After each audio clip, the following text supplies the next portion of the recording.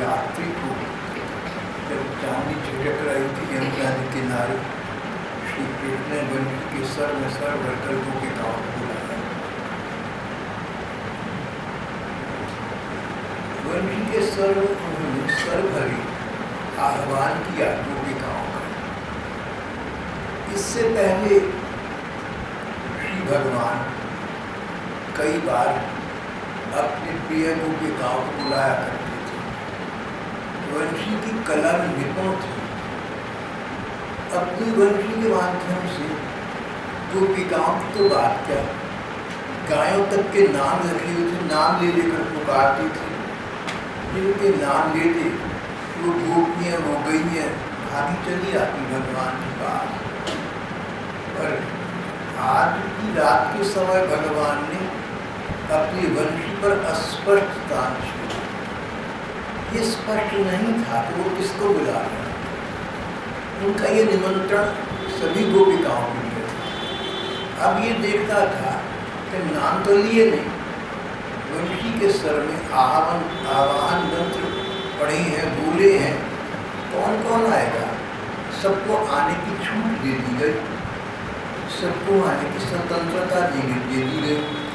पर वही गोपिकाएं भागी चली आई जिनके नाम पहले लेकर बुलाया करते थे। अन्य गोपिकाओं को जाने का विचार नहीं आया।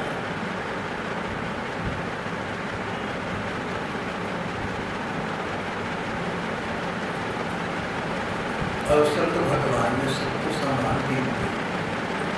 जिन्होंने अवसर का लाभ उठाया, अवसर को भगवान का आह्वान माना, आमंत्रण माना, वे गोपिकाएं भागी चली गई। उनको भगवान से सौभाग्य की प्राप्ति हुई।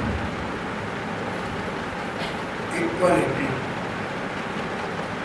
Of opportunity, not of status. आदर्श समाज वो है जहाँ सबको समान अवसर दिया जाए। अवसर का लाभ उठाकर कौन आगे बढ़ सके और उसके अनुसार समाज में ऊंचा नीचा स्थान प्राप्त कर ले, सो अपनी अपनी योग्यता है, पात्रता है। भगवान ने तो सब गोपिकाओं को समान अवसर दे दिया, पर कुछ गिनी चुनी गोपिकाएं ही भगवान के चरणों में पहुंची। एक बार फिर भगवान ने उनके मन की परिपक्वता को परखना चाहा। बोले, गोपियों, जंगल का समय है, जंगली पशु घूम रहे हैं, अंधेरा है, उन्हें डर दिखाया। फिर उनके मन में चिंता जगाई। तुम्हारे घर वाले तुम्हारी चिंता कर रहे होंगे, तुम उनकी चिंता की चिंता तो करो, चली जाओ। फिर ममता जगाई। बच्चे बछड़े तुम्हें याद करके रो रहे होंगे। फिर पत्नी धर्म समझाया, गृहस्थ धर्म की महिमा सुनाई। पत्नी का काम पति पुत्रों की सेवा में रहना है, जहाँ तहाँ भ्रमण करना नहीं। इतनी बातें हो गई। गोपिकाएं शांत और एकांत भाव से वहीं स्थिर खड़ी हैं। भगवान ने देखा सबके चेहरे उदास हो गए थे, आंखों में आंसू भरे हुए थे। कुछ देर कुछ सोचा। गोपियों ने अपने प्यारे श्याम सुंदर के लिए सारी शुभकामनाएं छोड़ दी थी। जब उन्होंने प्रियतम श्री कृष्ण की निष्ठुरता से भरी वाणी सुन,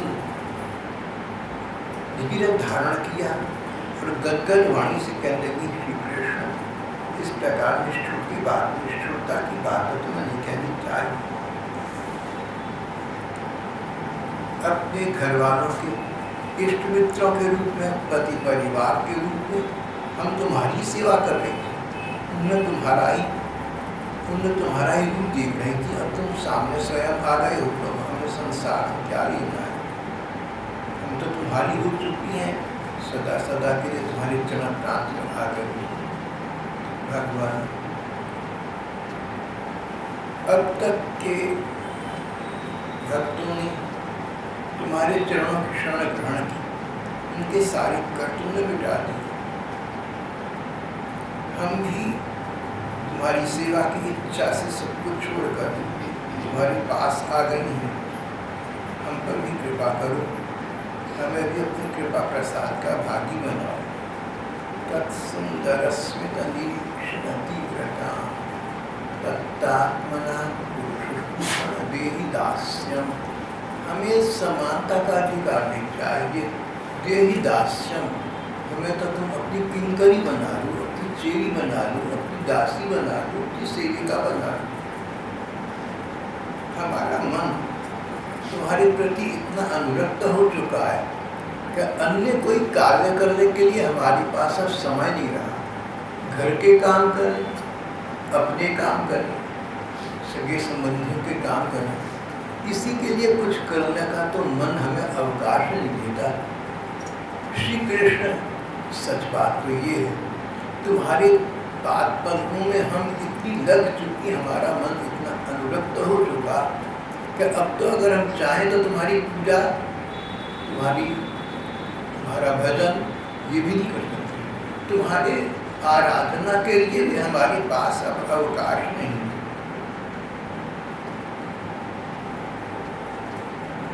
प्रियतम, अब तो तुम्हारी आराधना के लिए अवकाश नहीं है। अब तो ये समय नहीं है कि तुम्हारी स्तुति बोलें, तुम्हारे से प्रार्थना करें, तुम्हारा स्मरण करें, तुम्हारा भजन करें।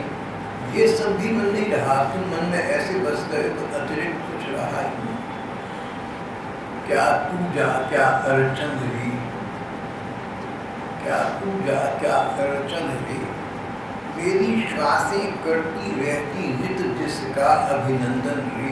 हमारी देश की बहुत बड़ी कवयित्री महादेवी वर्मा हुई, उन्होंने एक कविता में इस प्रकार कहा है।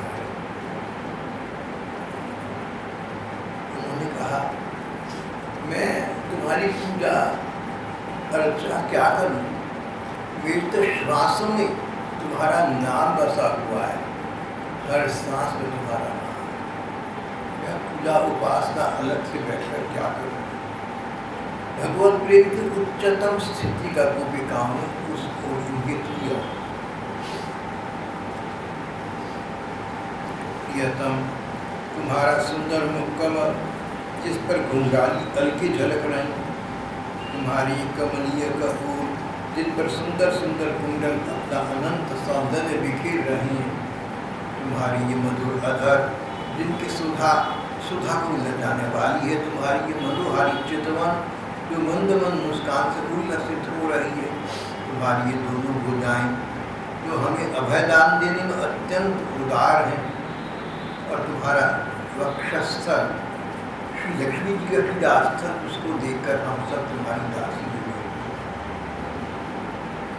कौन है संसार में ऐसा जो तुम्हारी वंशी की तान सुनकर, तुम्हारे सुंदर इस रूप को देखकर निहाल न हो जाए।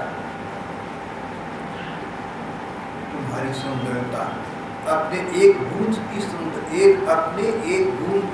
सुंदरता से, अपने एक बूंद सौंदर्य से तुम तीनों लोगों को सौंदर्य का दान कर रहे हो।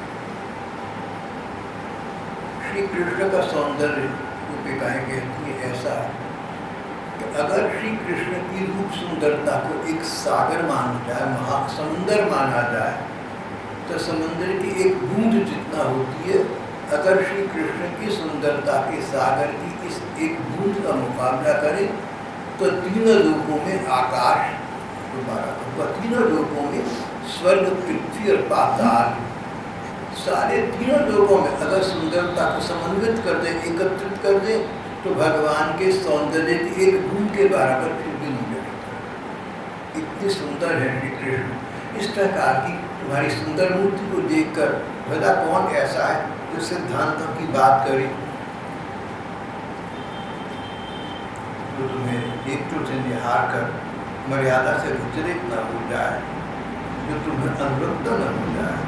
तुम्हें देखकर तो गौ, पक्षी, वृक्ष और अग्नि भी रोमांचित हो जाते हैं। भगवान, हम बड़ी दुखी हैं।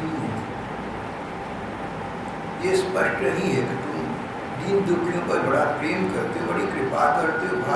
भगवान, हम भी बड़ी दुखी हैं। तुम्हारे मिलन की आकांक्षा की आग से हमारा वक्षस्थल चल रहा है। तुम हमारे सिर पर कोमल कर कमल रख दो, इस प्रकार हमें जीवन दान दो। इति विप्लवितम तासाम शुक्ता योगेश्वरेश्वरा। योग योगों के ईश्वर के ईश्वर, योगीश्वर के ईश्वर, योगेश्वर के ईश्वर भगवान कृष्ण ने गोपिकाओं की ये व्यथावाणी सुनी, ये करुण कथा सुनी, उनको उन पर दया आ गई, उनका हृदय दया से भर गया। यद्यपि वे आत्मा नाम है, अपने आप ही रमण करती हैं, उन्हें अपने अतिरिक्त किसी की बाह्य वस्तु का अपेक्षा नहीं है, फिर भी उन्होंने हंसकर गोपिकाओं के साथ क्रीड़ा आरंभ कर दी। सुख पाने के लिए भगवान को तो संसार की किसी वस्तु या व्यक्ति की आवश्यकता नहीं, पर गोपिकाओं की व्याकुलता देखकर उन्होंने अपनी गतिमति, अपनी क्रियाएं उन गोपिकाओं के अनुकूल कर दी। तत्सुखी सुखी, दूसरे के सुख के लिए उन्होंने रास करना स्वीकार किया। जब वे खुलकर हंसती तब उनके दांत कुंडकली के समान जान पड़ते थे। उनकी प्रीति पूरे चितवन से, उनके दर्शन के आनंद से गोपिकाओं का मुख कमल प्रफुल्लित हो गया। वे उन्हें चारों ओर से घेर कर खड़ी हो गई। गोपियों के शत शत दूतों के स्वामी भगवान श्री कृष्ण वह जयंती माला पहनी वृंदावन को शोभायमान करते हुए चरण करने कर रही थी। गोपिकाएं श्री कृष्ण के गुण और लीलाओं का गान करती, श्री कृष्ण इनके सौंदर्य और प्रीति की सराहना की गीत गाती। इस प्रकार गोपिकाओं का श्री कृष्ण का ये आनंदमय कार्य संपन्न हो रहा है। यमुना जी की तरह तरंगों के स्पर्श से शीतल सुगंधित वायु के द्वारा सेवित वृंदावन का यमुना जी का ये भोजन, इस पर भगवान ने गोपिकाओं के साथ मिला। किसी को हृदय से लगा दिया, किसी का हाथ पकड़ लिया, किसी को गले लगा दिया, किसी कंधे पर सिर रख दिया। इस प्रकार की पूरे प्रेम लीलाओं से गोपिकाओं के मन को आनंद प्रदान करते वाले भगवान उन्हें अपनी क्रीड़ा के द्वारा आनंदित कर रहे हैं।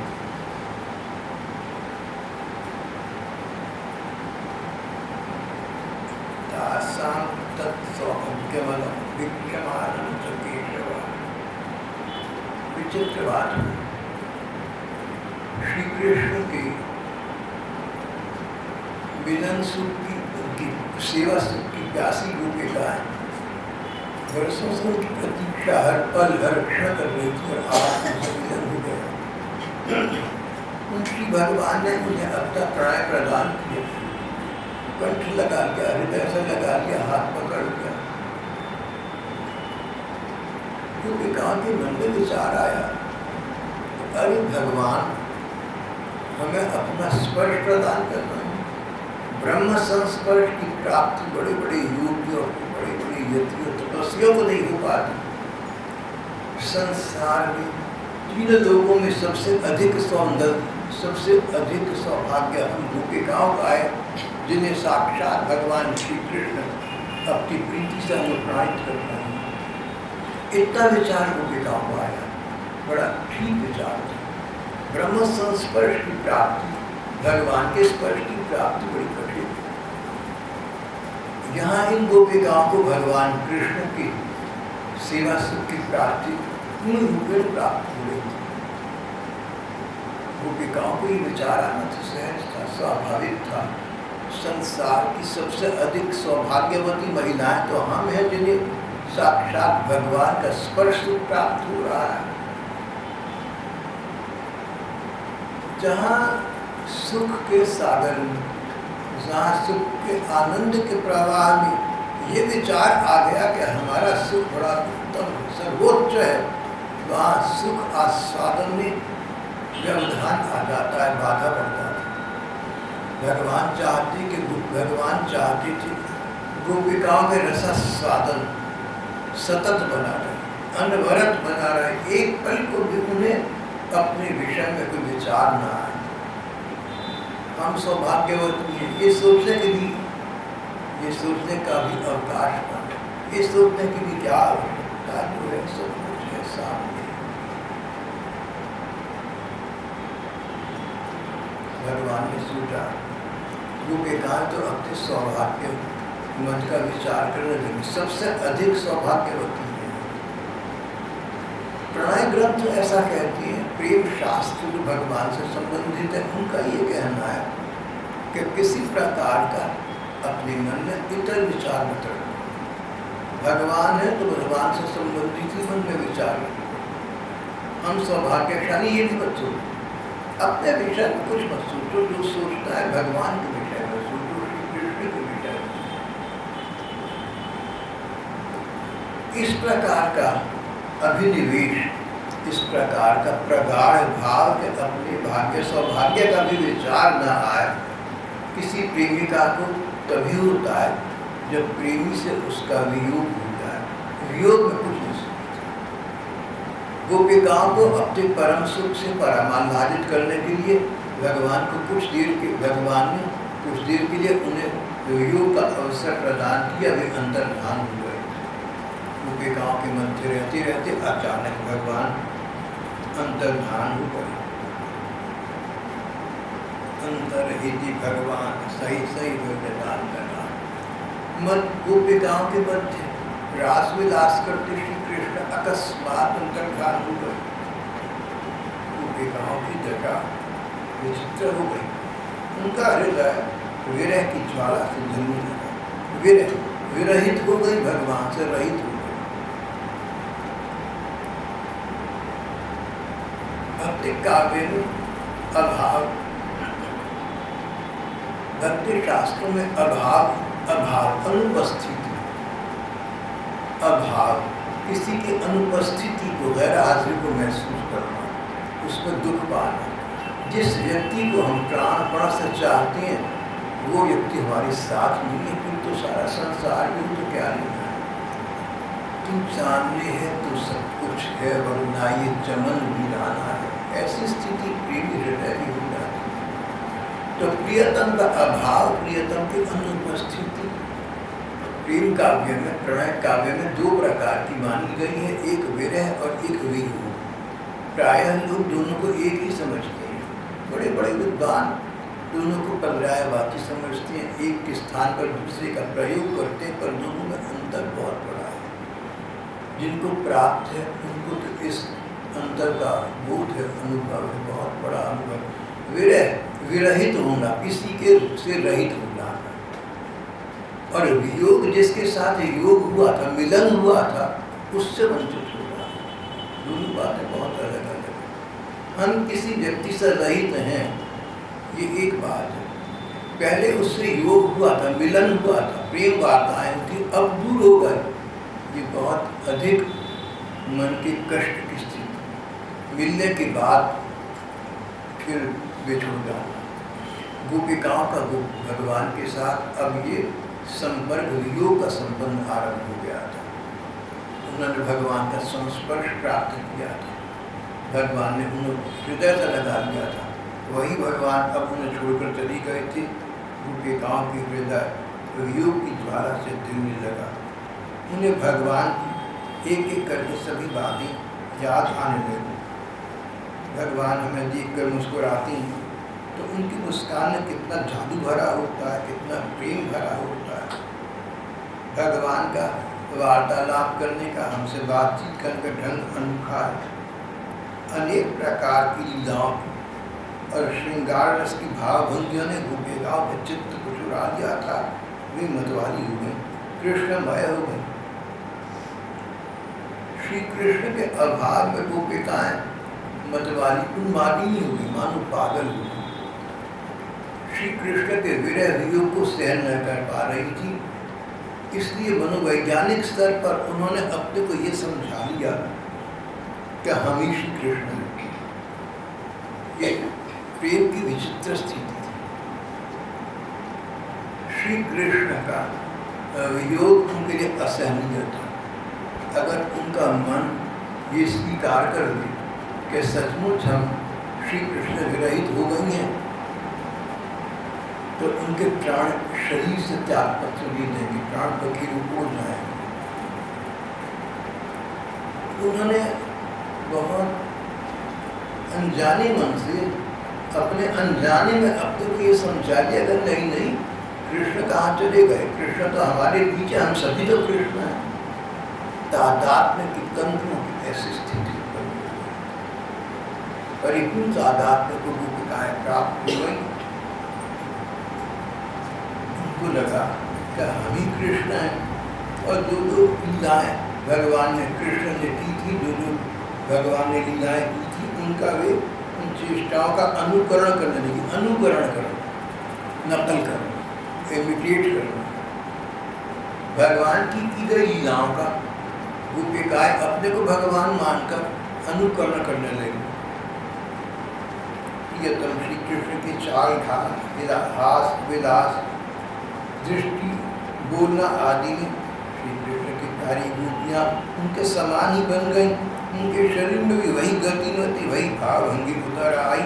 वे अपने आप को भूल गई, अपने शरीर को भूल गई, अपने तन को भूल गई, अपने मन को भूल गई। हम गोपी हैं, हम महिलाएं हैं, हम मनुष्य हैं, हम शरीर हैं, ये तक भूल गए। अपना बोध समाप्त हो गया, अपने को सर्वथा भूल गए। श्री कृष्ण स्वरूप हो गई। प्रत्येक गोपी को लग रहा था कि मैं ही तो कृष्ण हूँ। कृष्ण जाएंगे कहाँ गए? स्वयं कृष्ण गए तो कहीं गया नहीं। उन्हीं के लीला विलास का अनुकरण करने लगी। मैं कृष्ण हूँ इस प्रकार कहने लगी। कृष्ण विहार विक्रमा।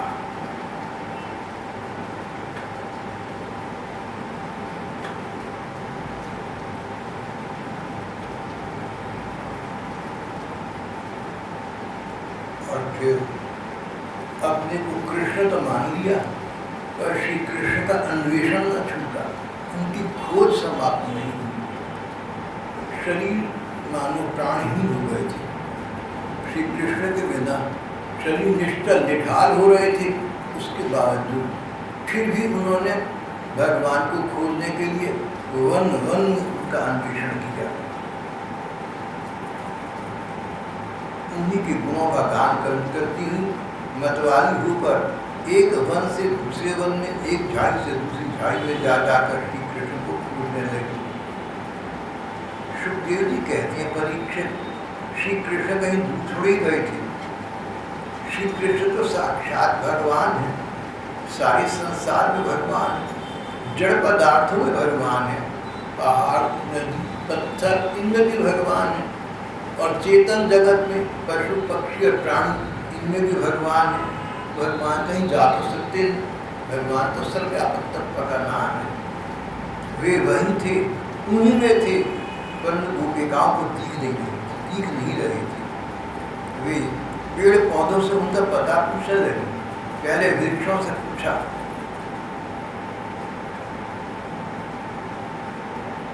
फिर तुलसी आदि पौधों से पूछा, वृक्षों से कहा, वृक्षों, तुम्हारा जीवन केवल परोपकार के लिए है। श्री कृष्ण के बिना हमारा जीवन सूना हो रहा है, हम बेहोश हो रही हैं। उन्हें पाने का बात तुम्हें बता दो। तुम्हारा जीवन केवल परोपकार के लिए है। श्री कृष्ण को परोपकार करने वाला बहुत प्रिय लगता है। एक दिन शाम को उच्चारण से वापस आते समय उन्होंने सारे ब्रजवासियों को, गोपालकों को बार बार यही कहा था, इन वृक्षों को देखो, ये कितने परोपकारी हैं, स्वयं धूप पाला सहन करके हमें छाया प्रदान करो। गोपिकाओं ने कहा, वृक्षों, तुम्हारा जीवन तो केवल परोपकार के लिए है, हमारे पर भी उपकार कर दो। श्री कृष्ण इधर से गुजरे होंगे, गए होंगे, बता दो वो कहाँ गए, हमें उनका मार्ग बता दो। पक्षियों से, पशुओं से, हरिणियों से, मोरों से गोपिकाएं भगवान का अनुसंधान प्राप्त करने लगी। फिर उनका पता बताने लगी। वृक्षों, श्री कृष्ण तुलसी की माला धारण करते, माला में बड़ी सुगंध है, उसके सुगंध के लोभी मतवाली भौरी प्रत्येक क्षण उस पर मंडराती रहती हैं। श्री कृष्ण के एक हाथ में नीला कमल होगा, दूसरा हाथ अपनी प्रेयसी के कंधे पर रखे होंगे। बाहु प्रियान समुपधाय बदन, दूसरा एक हाथ में नीला कमल होगा, दूसरा हाथ अपनी प्रेयसी, अपनी प्रियतमा के कंधे पर रखे होंगे। यहाँ पर ये लिखा नहीं है कि प्रियतमा कौन है, उसका क्या नाम है। विद्वान कहते हैं श्री राधिका जी का यहाँ इंगित किया गया है। श्रीमद् भागवत की विलक्षणता है। राधिका जी का नाम एक स्थान पर भी नहीं है। देखो जो चीज जितनी मूल्यवान है, बहुमूल्य है, उतनी ही वो कम होगी। श्री राधिका जी का नाम, रूप, ये तो श्री कृष्ण अपने से भी अधिक मूल्यवान समझते। कहते एक बार श्री राधिका जी ने श्री कृष्ण से कहा, श्याम सुंदर, सारा संसार तुम्हें प्यार करता है, पशु पक्षी देवता, सारे संसार के सभी प्राणी तुम्हें प्यार करते हैं, तुम इतने वैसे अच्छे। मुस्कुराकर बोले, राधे, वो कृष्ण जिसको सारा संसार प्यार करता है, वो तुम्हारा कृष्ण तुम्हें प्यार करता है। श्री राधिका जी के प्रति श्री कृष्ण का इतना अनुराग है, इतना महत्वबोध है, इतना वैल्यू है उनकी। जिस चीज का इतना अधिक महत्व है, उसे हम सस्ता न बनाए। अब हमारे समाज में कुछ ऐसा प्रचलन हो गया है कि हम अपने धर्म को, अपने विचित्र विविध तत्वों को हल्का बनाते जा रहे हैं, सस्ता बनाते जा रहे हैं। श्री राधिका जी का नाम लेना उन्हीं लोगों के लिए था जो नाम लेकर नाम के रस में डूब जाए। वृंदावन में ऐसे अनेक भक्त हुए, राधा राधा कहते तो संज्ञा शून्य हो जाती। श्री राधिका जी का सौंदर्य नयनों के सामने आ जाता, श्री कृष्ण के प्रति उनका अनुराग सामने आ जाता, उसको डूब जाते, भूल जाते। श्री राधिका जी का नाम साधारण व्यक्तियों के लिए है नहीं। पूरी श्रीमद् भागवत में राधा जी का नाम नहीं, सुखदेव जी नाम नहीं लेते राधा जी का। कहते भैया ये तो बहुत ऊंचे दर्जे की बात है, बहुत बड़ी बात है, बहुत दूर की बात है। नाम लेना तो श्री कृष्ण का हो, राधा जी का। राधा जी का नाम सुनकर तो श्री कृष्ण अस्थिर हो जाते हैं। तो ये स्थिति विचित्र है हमारे देश दुनिया में। आजकल राधा नाम को बहुत सस्ता बनाया हुआ है। पुस्तकों में, पत्रिकाओं में अभिनंदन अभिवादन में राधा राधा नाम भूति छपा रहता है। राधा नाम तो ऐसा कि बोले पढ़े तो हमारा मन उसमें डूब जाए। चलो जो समाज की स्थिति है वो तो रहेगी। यहाँ पर श्री सुखदेव जी ने श्री राधिका जी का नाम नहीं, बस इतना कहा, उनके एक हाथ में कमल का फूल होगा, दूसरा हाथ अपनी प्रेयसी, अपनी प्रियतमा के कंधे पर रखे। हमारे प्यारे श्याम सुंदर इधर से विचरण करते हुए अवश्य गए होंगे, देखा कि वृक्ष झुके रहते हैं, जिन वृक्षों में फल है वो झुक जाते हैं। गोपिकाओं का जगत तन्मयता का हो गया, उन्हें सब जगह श्री कृष्ण ही दिखते हैं। जिसको प्रेम होता है वो अपने प्रेमास्पद को ही हर स्थान पर देख लेता है। वृक्ष झुके हुए इसलिए कि उनके डालियों में फल लगे हुए। गोपिकाएं कहती हैं, जान पड़ता तुम लोग उन्हें प्रणाम करने के लिए झुके हो। अच्छा एक बात बताओ, तुम तो प्रणाम करने को झुक गए, परंतु उन्होंने अपनी प्रेम भरी दृष्टि से तुम्हारी अभिवादन का, तुम्हारे इस झुकने का, तुम्हारी इस अभिनंदन का उत्तर भी दिया या नहीं?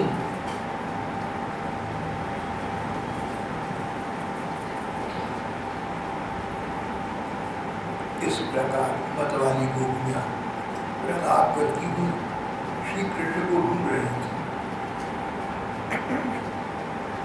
फिर उनका लीला निरूपण जाग गया। गोपी, प्रत्येक गोपी को ऐसा लग रहा था कि मैं ही कृष्ण हूँ। कई बार कोई बात इतनी असहनीय होती है हमें कि सच्चाई को जानते हुए अपने मन को हम धोखा देते हैं कि नहीं, ऐसा नहीं है। किसी प्रियजन का शरीर शांत हो जाए तो हम अपने को समझाते हैं कि नहीं नहीं ठीक होगा, वो हम ऐसे समझ रहे हैं, सहन नहीं कर पाते। गोपिकाएं श्री कृष्ण की इस विरह वियोग को सहन नहीं कर पा रही हैं, अपनों को समझा रही है कि नहीं कृष्ण कहाँ जाएंगे, हम ही तो कृष्ण हैं। और इसलिए अपनी तन्मयता के अनुसार श्री कृष्ण की विभिन्न लीलाओं का अनुकरण करने लगी। कोई छकड़ा बन गई और किसी ने बाल कृष्ण बनकर रोते हुए पांव की छूकर से छकड़े को पलट दिया। कोई सखी बाल कृष्ण बन गई और दूसरी तृणावर दैत्य को उठा करके जहर के ले गई। कोई गोपी पांव घसी घसी के घुटनों के बल चलने लगी। कोई कृष्ण बनी, कोई बलराम, बहुत सी गोपियां ग्वाल बालक के रूप में हो गई। एक गोपी बनी वत्सासुर, एक बछड़ा बनकर दैत्य आया था जिसका भगवान ने उद्धार किया था। एक गोपी बनी वत्सासुर, दूसरी बनी बगुला, दूसरी बकासुर। तब गोपियों ने अलग अलग कृष्ण बनकर वत्सासुर और बकासुर बनी हुई गोपियों को मारने की लीला। जैसे श्री कृष्ण वन में करते थे वैसे ही एक गोपी वंशी बजा बजाकर दूर गए हुए पशुओं को बुलाने का खेल खेलने लगे। जब गईए, बछड़े, बैल, शायद भैंसे भी दूर निकल जाते तो श्री कृष्ण वंशी में स्वर भरकर उनके नाम लेकर उनको पुकारते, उनको बुलाते थे। अपने आप को कृष्ण मानने वाली ये गोपिकाएं भी इसी प्रकार उन्हें पुकारने और बुलाने लगी, पशुओं को बुलाने का खेल खेलने लगी। तब दूसरी गोपियां वाह वाह करके उसकी प्रशंसा करने लगी। एक गोपी अपने को श्री कृष्ण समझकर दूसरी सखी गले में बाण डालने और गोपियों से कहती, मित्रों मैं कृष्ण हूँ, तुम लोग की मेरी मनोहर चाल को देखो।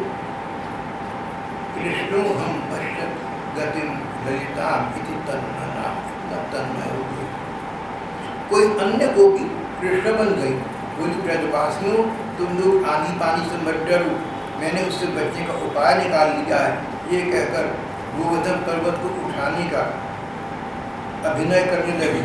अपनी ओढ़नी उठाकर ऊपर तान ली, अपने दुपट्टे को ऊपर तान लिया, मालूम गोवर्धन पहाड़ को उठाया हुआ है। एक गोपी बनी कालिया नाग, दूसरी कृष्ण बन गई। कालिया नाग के सिर पर पैर रखकर बड़ी चढ़ी बोलने लगे, अरे दुष्ट सांप यहाँ से चला था, मैं दुष्टों का दमन करने के लिए उत्पन्न हुआ हूँ। एक अन्य गोपी बोली, अरे ग्वालों देखो वन में भयंकर आग लग रही है, तुम लोग आंखें नहीं दूर, मैं अनायास से तुम्हारी उस अग्नि से रक्षा करूंगा। एक गोपी बनी यशोदा, दूसरी बनी श्री कृष्ण। यशोदा ने फूलों की माला से श्री कृष्ण बनी गोपी को मुख में बांध दिया और कृष्ण बनी हुई वह सुंदरी गोपी हाथों से मुंह ढककर भय की नकल करने लगी। इस प्रकार लीला करते करते गोपियां वृंदावन के वृक्ष पर लता आदि से फिर भी श्री कृष्ण का पता पूछने लगी। स्वयं कृष्ण बनी हुई है और श्री कृष्ण का फिर भी अन्वेषण कर रही है। वृंदावन लता स्तर, लता पताओं से श्री कृष्ण का पता पूछ रहे हैं।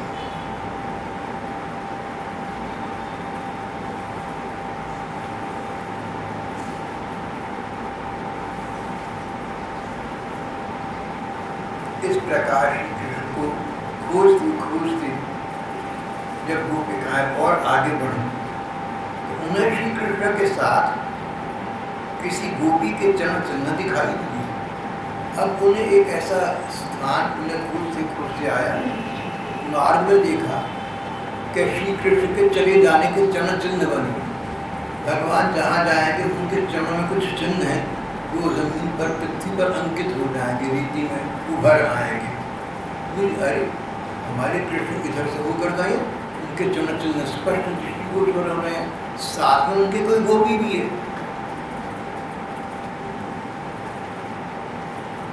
चरण चिन्हों के द्वारा भगवान को खोजी गोपियां आगे बढ़ी, उन्हें किसी गोपी के चरण चिन्ह दिखाई पड़े, वे संभ्रम प्राप्त हो गए। कहने लगी, श्याम सुंदर के साथ उनके कंधे पर हाथ रखकर चलने वाली किसी सौभाग्यशाली गोपी के चरण चिन्ह हैं। श्री कृष्ण के दो पांव के चिन्ह नजर आ रहे थे। कुछ आगे जाकर देखा किसी अन्य के भी चिन्ह है, तो श्री कृष्ण किसी गोपिका को साथ लेकर चली गए हैं। अनया राधितो नूनम भगवान हरिश्वर हयन्नो विहाय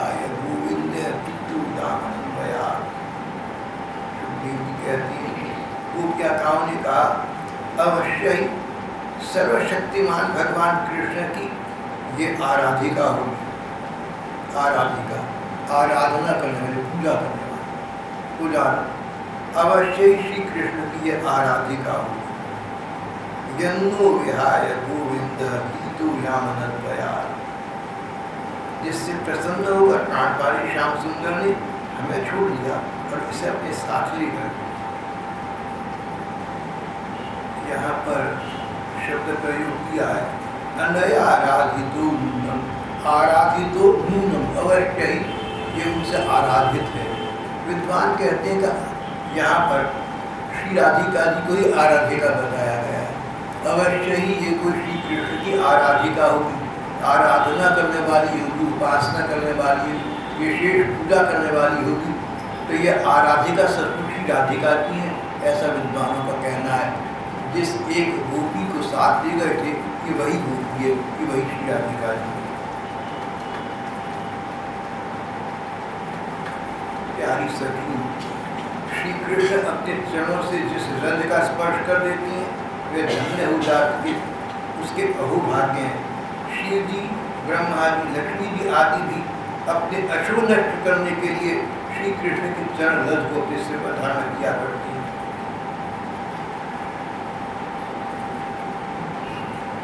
सखी, सखियों, इस गोपी के उभरे हुए चरण चिन्ह तो अभी भी हमारे हृदय में संभ्रम उत्पन्न कर रही हैं।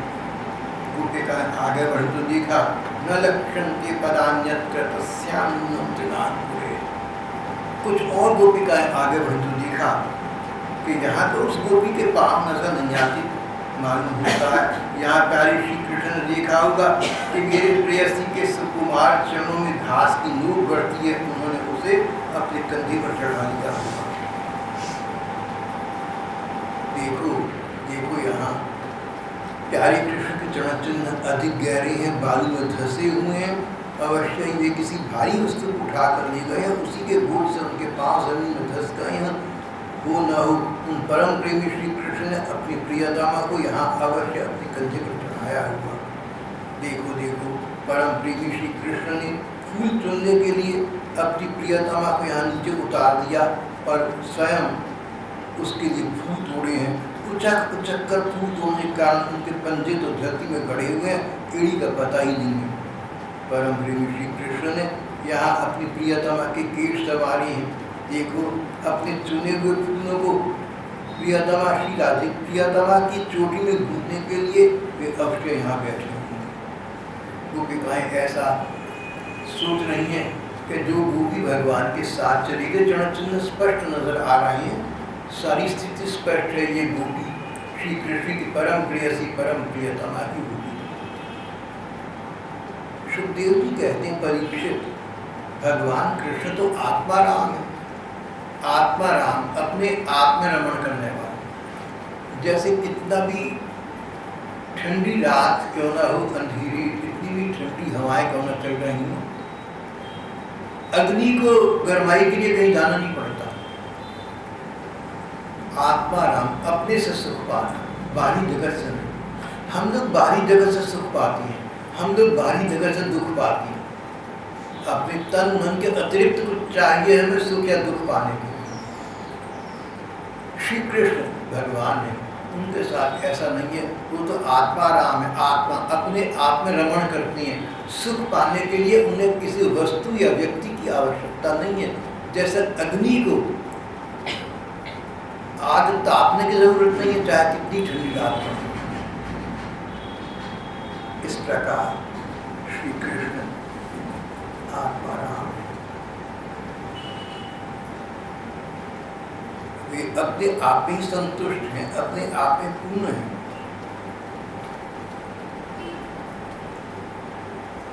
फिर गोपिकाएं मतवाली सी होकर अपनी शुद्ध बुद्ध खोकर एक दूसरे को भगवान कृष्ण के चरण चिन्ह दिखाती वन वन में भटक रही थी।